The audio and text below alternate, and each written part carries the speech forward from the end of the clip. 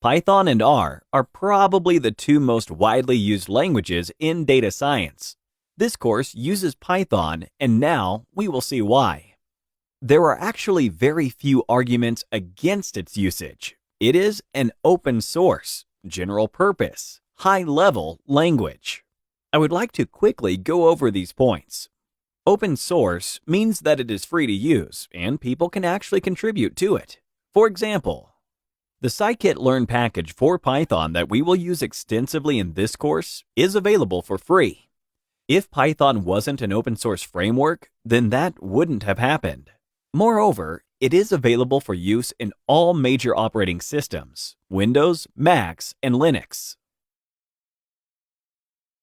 General purpose shows that it is suitable for all types of needs, not only data science and machine learning, but also pre-processing, web programming, and just about anything you can think of.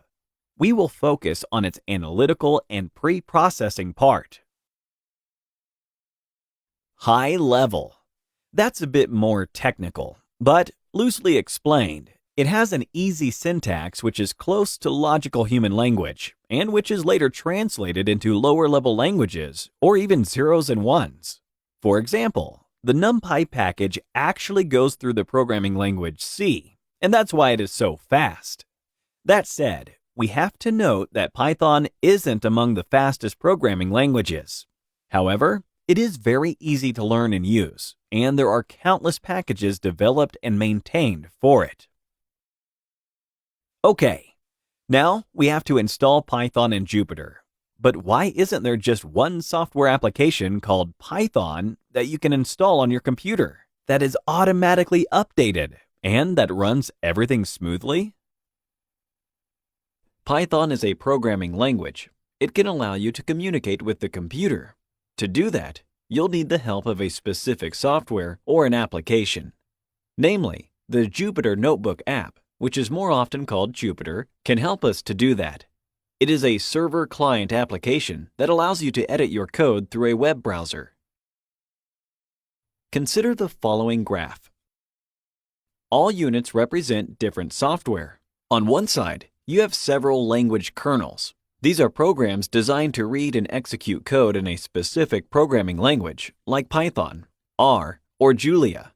The Jupyter installation always comes with an installed Python kernel, and the other kernels can be installed additionally.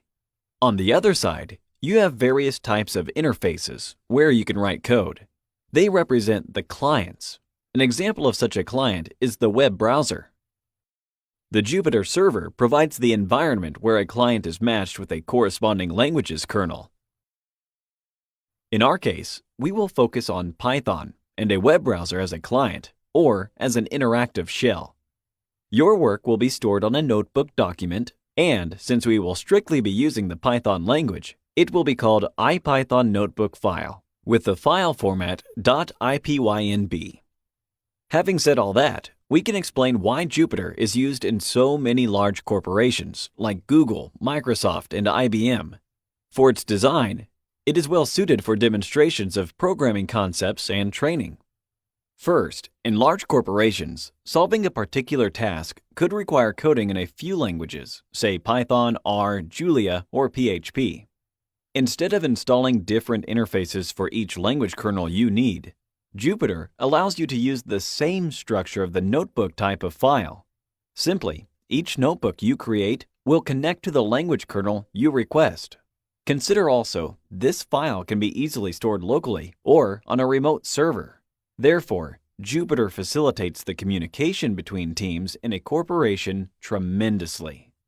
Second, Jupyter is not a text editor that opens a new window every time you execute a different part of your code, as is the case with some other software applications.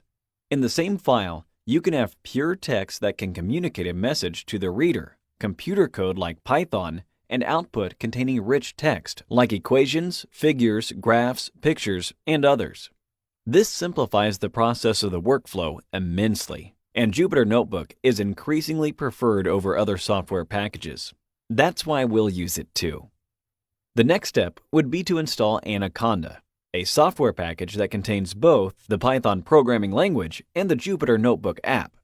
Thank you for watching.